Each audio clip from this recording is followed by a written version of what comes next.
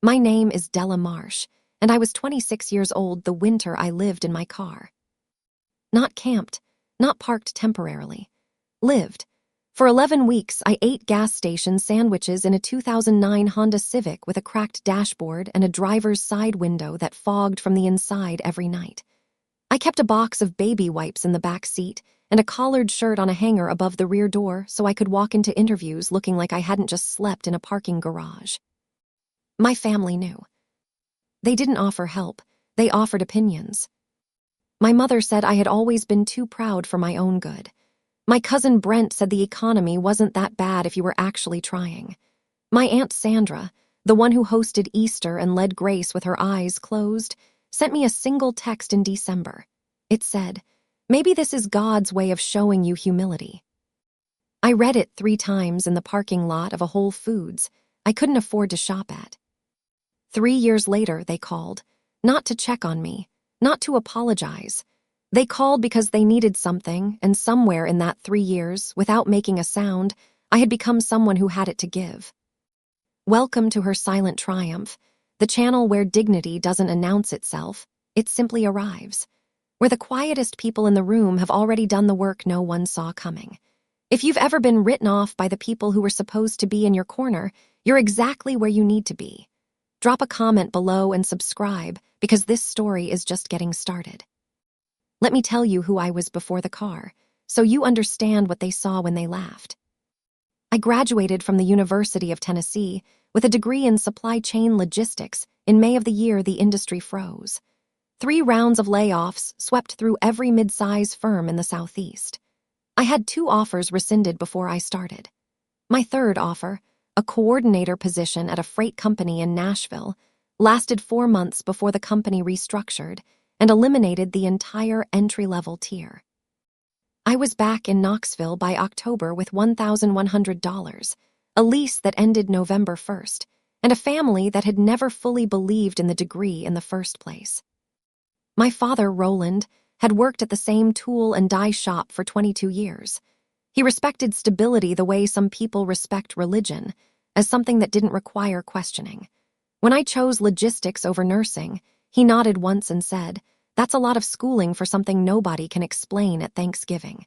He wasn't cruel about it. He was simply a man whose imagination stopped at the county line. My mother, Patricia, deferred to Roland the way water defers to gravity. She had opinions but delivered them wrapped in his. When the job fell through, she said, gently, carefully, "Your father always said that sector was unpredictable." As though Roland had predicted the supply chain collapse and I had simply failed to listen. My brother Kevin was 30, working HVAC, married to a woman named Christy who kept a budget spreadsheet on the refrigerator. Kevin and Christy owned a 3-bedroom house 12 minutes from my parents. They had a 2nd bedroom they used for Christy's cricut projects. I asked if I could stay there through December while I interviewed. Kevin said he'd have to ask Christy.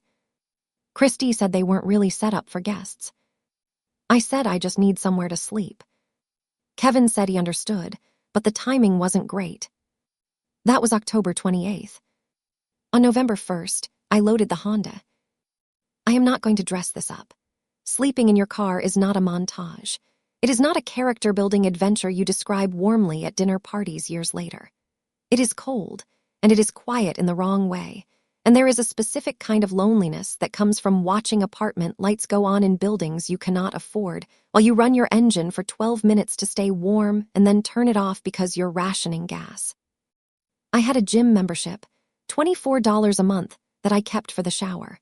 I had a library card I used for the Wi-Fi and the electrical outlets.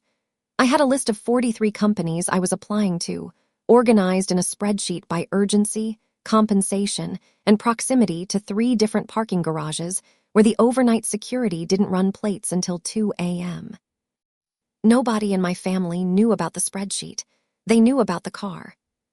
My cousin Brent found out through my mother, which meant he found out through the family group chat, which meant 17 people found out simultaneously on a Tuesday in November when my mother typed. "Della is going through a tough stretch, staying in her car for now. Please keep her in your prayers." The prayers did not arrive. The opinions did. Brent called that same afternoon. I answered because I genuinely thought he was calling to offer something. A couch, a driveway, $20 and a kind word. Brent said, Della, I have to be honest with you. I think this is a mindset issue. He said he'd read a book about scarcity mentality. He said the problem with my generation was that we'd been told everything would be handed to us. I was sitting in a parking garage in Knoxville, eating a gas station hard-boiled egg. I said, thanks, Brent. I hung up. Aunt Sandra's text came a week later. My mother's friend Lorne, who I had not spoken to since I was 14, sent me a Facebook message with 3 prayer hands emojis and a link to a Dave Ramsey article about emergency funds. Kevin texted once, hang in there, 2 words, then nothing. I saved every single message, not out of bitterness, out of accounting. The thing about being in survival mode is that it clarifies. It strips away everything soft and performs a kind of triage on your life. You stop pretending about people. You stop making excuses for their absence. You stop interpreting silence as anything other than what it is. My family saw me at the bottom and stepped back. I noted it. I kept moving. Week 6 in the car, I got a contract role, 3 months, $28 an hour, logistics consulting for a regional food distributor. It wasn't enough to lease an apartment immediately, but it was enough to get off the spreadsheet. I found a room in a shared house. $550 a month, 3 roommates, a kitchen that smelled like cumin, and a bathroom I shared with a nursing student named Grace who kept her shampoo in a labeled Ziploc bag. I slept in a real bed on a Wednesday in December, and I lay there in the dark for 20 minutes before I understood that it was warm and I was allowed to stay. I did not call my family. I went back to the spreadsheet. The contract became permanent. I became the person they kept when the team restructured instead of the person they cut. 12 months in, I had a title, Senior Logistics Coordinator. 14 months in, they made me team lead for a 3-state distribution network. 18 months in, I was managing a $4.2 million annual freight budget and a team of 6. 2 of whom had graduate degrees and 15 more years of experience than I did. I did not post about it. I did not update my LinkedIn with a grateful and humbled caption. I bought a used Subaru, reliable, nothing flashy, and I set up an automatic transfer of $800 a month into a high-yield savings account. I hired a financial planner named Marcus, who charged $150 a session, and told me during our second meeting that I had the spending habits of someone who had once been very frightened and hadn't entirely stopped being frightened yet. I said, that's accurate. He said, good, that's not a bad foundation. I built on it. At 28, I had an emergency fund for the first time in my life. Not a week's worth, not a month's worth, 6 months, in an account my family didn't know existed at a bank they'd never heard of. I took myself to dinner on the day I hit the number. A restaurant with cloth napkins and a prix-fixe menu. I sat alone and ate a 3-course meal and left a 30% tip and drove home in the Subaru and did not explain it to anyone, because no one had been there for the parking garage, and so no one had earned the right to the dining room. That was the winter I turned 29. The calls started that spring. Not from everyone at once. That's not how it works. It starts with one thread, one person who needs something small, who mentions you casually in a way that isn't casual at all. It started with my mother. She called on a Sunday afternoon in April, which she occasionally did, and we talked in the careful way we had learned to talk: surface temperature, weather, Kevin's kids, her garden.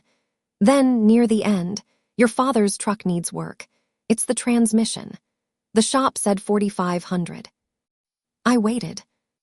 He was wondering, we were both wondering if you had any, if things were better. A pause. We'd pay you back, of course. I did not say yes immediately. I did not say no. I said, let me think about it, Mom. She said, of course, no pressure. There was pressure. There is always pressure in those calls, the kind that doesn't announce itself. It hides inside the word family, inside the word of course, inside the careful way a mother doesn't quite say what she's asking and trusts that you'll read between the lines because you have been reading between her lines since you were 7 years old. I called Marcus. He said, "Can you afford it?" I said yes. He said, "Do you want to?" I sat with that one. The answer was complicated. I thought about the parking garage. I thought about humility typed by Sandra from her heated kitchen. I thought about Brent and the scarcity mindset and the Dave Ramsey link and Kevin saying hang in there and then going silent for 11 weeks. But I also thought about my father, Roland, who had never been a cruel man, who had simply been a man whose imagination stopped at the county line, who had worked the same job for 22 years and believed that stability was something you earned by staying still, and who could not understand a daughter who kept moving because she had to.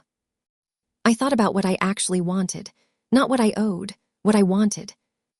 I called my mother back the next day. I said I can help with the truck, but I want to talk first. She said, of course. I drove to Knoxville on a Saturday. I had not been home in 14 months.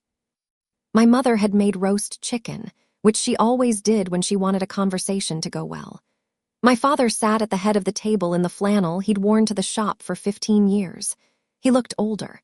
Not dramatically, just the quiet accumulation of time, the kind you only notice when you haven't seen someone in over a year. We ate, we talked about Kevin's kids, we talked about the garden. My mother brought out pie. Then I put my hands flat on the table, the way I had learned to do in meetings when I needed a room to listen. I said, I want to tell you something about the winter I was in the car. My mother started to say something, Della. We know it was hard, and I said, gently but completely, please let me finish. She stopped. I told them about the parking garage, the $24 gym membership, the spreadsheet with 43 companies, the specific temperature inside the Civic at 3 a.m. when you've turned the engine off to save gas. I didn't say it with anger. I said it the way you read a weather report, factual, clear, precise. I told them about Brent's call, about the scarcity mindset, about Sandra's text, which I had, in fact, saved.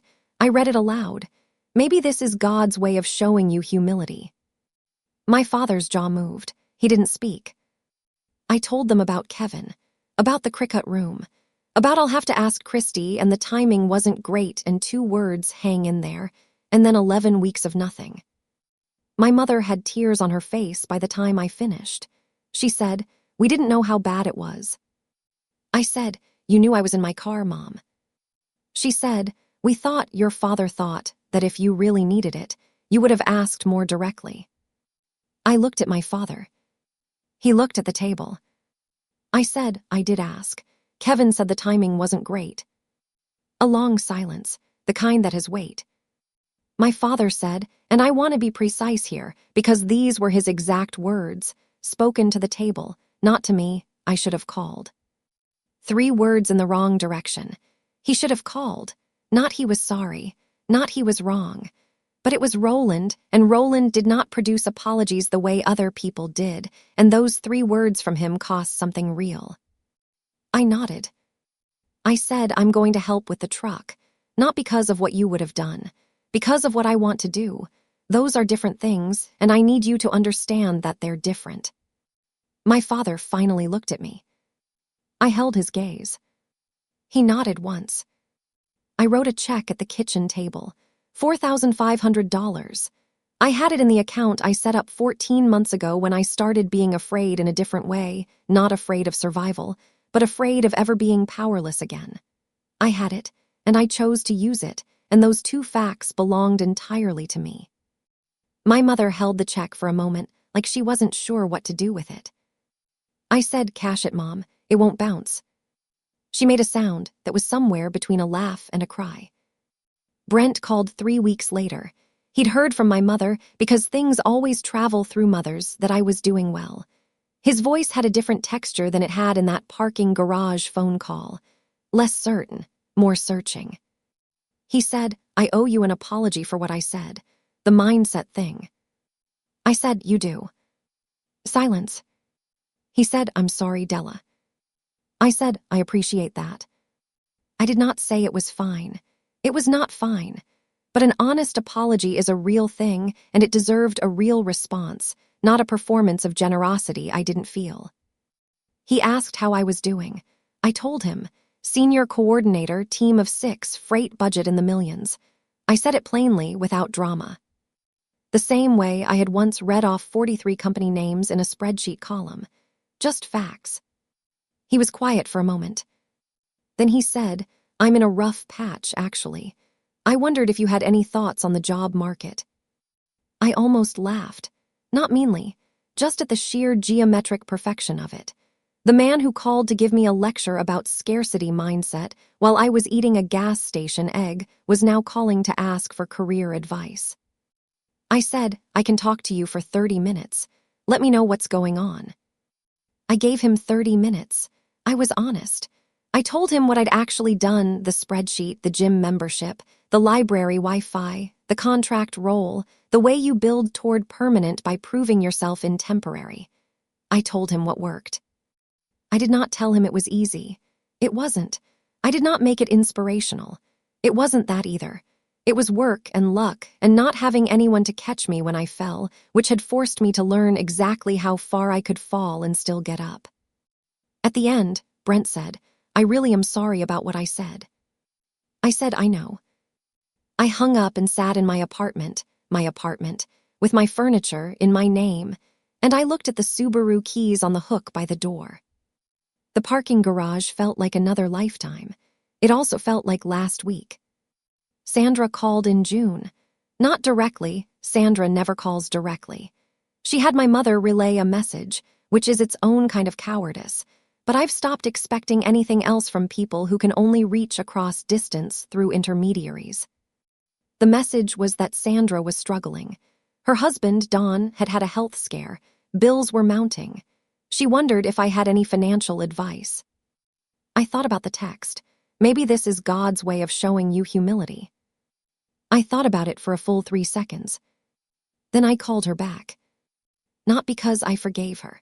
Forgiveness is a private thing I work on in my own time, and it doesn't require the other person to be in the room. I called her back because the alternative was becoming someone who measured her worth by other people's suffering, and I had not survived 11 weeks in a parking garage to become that person. I gave Sandra the name of a nonprofit credit counseling service I trusted. I gave her Marcus's contact information, along with a note that his first consultation was sliding scale. I told her what questions to ask, what paperwork to gather, what to look out for in the language of medical billing disputes. I did not give her money. That wasn't what she needed, and I was not going to perform generosity I hadn't earned the right to perform. She said, "Thank you, Della. I always knew you were resilient." I let that one sit exactly where it landed. I said, "Good luck, Sandra." Kevin called in August. Kevin, who had a spare bedroom. Kevin, who said the timing wasn't great. He called on a Tuesday, which meant it wasn't casual. Kevin called on weekends when things were casual. He called on Tuesdays when things were real. He said Christy had been laid off. The HVAC work had slowed. He had 2 kids now, and the spreadsheet on the refrigerator wasn't adding up the way it usually did. He didn't ask me for money directly. Kevin had never been able to ask for things directly. He framed it as a check-in, a catching up, a how are you doing, until the actual question arrived buried in the final minute like a piece of furniture he'd been rearranging the room to fit. He said, "I don't suppose you know anyone who's hearing." I thought about the cricket room. I thought about the timing wasn't great. I thought about what Marcus had asked me 2 years ago now. Can you afford it? Do you want to? I said, Kevin, I want to ask you something first. He said, okay. I said, why didn't you let me stay? A long silence, the kind Kevin didn't do well in. He said, Christy, I should have pushed harder. I said, yes, you should have. He said, I know. I said, I need you to actually know that, not just say it. Another silence, longer. He said, I think about it, more than you know. I believed him. That was the thing about Kevin. He wasn't a bad person. He was a person who, when it cost him something to show up, had chosen not to. That is a specific kind of failure, and it is not unforgivable, but it is also not nothing. I said, I'll send you some job postings. There's a logistics coordinator opening at a company I have a contact at. I can't promise anything, but I can make a call." He said, "Thank you, Della, really." I said, "Kevin, if things get genuinely bad, like car in a parking garage bad, call me before it gets there." "Okay." A pause. He said, "Yeah, okay." I made the call. I sent the postings. I wrote Kevin a reference that was honest. His strengths were real, even if his timing hadn't been great, and I let the rest land where it would. Here is what I know about the winter I slept in the car. It did not make me stronger in the way people mean when they say hardship builds character, as though suffering is a curriculum and the lesson was worth the tuition. That is a story people tell to make the suffering mean something. I don't need it to mean something. It happened. I survived it. I carried what I learned and I set down what I didn't need. What I needed, it turned out, was a spreadsheet and a gym membership and a collared shirt on a hanger and the specific discipline of a person who knows, with perfect clarity, that no one is coming. That knowledge is not comfortable. It is not warm, but it is extraordinarily useful. The people who laughed, or who sent texts about humility, or who said the timing wasn't great, they didn't know they were teaching me something. They thought they were stepping back from a problem. They were actually, without meaning to, removing every cushion between me and the floor. When you hit the floor that cleanly, you learn exactly what you're made of. You learn what you can carry. You learn what you don't owe anyone. 3 years later, I have an apartment with my name on the lease and a savings account Marcus calls unusually disciplined for your age bracket, and a team of 6 people who bring me their hardest problems because they've learned I don't panic.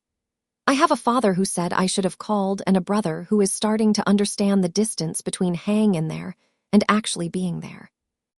I have not rebuilt every bridge. Some bridges were not built on things that hold weight. But I have, very carefully, chosen the ones worth standing on. A person who has nothing to offer you will tell you what you should have done differently. A person who has something to offer you will show up. Watch which one arrives in your parking garage and which one sends a text about humility. Then build your spreadsheet accordingly. That's my story. 11 weeks in a Civic, 1 cracked dashboard, and a collared shirt on a hanger that never stopped being ready. If this found you at the bottom of something, or if you were once there and no one came, leave a comment. I read them. And share this with someone who needs to know that the quiet ones are not always the ones losing. Sometimes they're the ones counting. Subscribe, and I'll see you in the next one.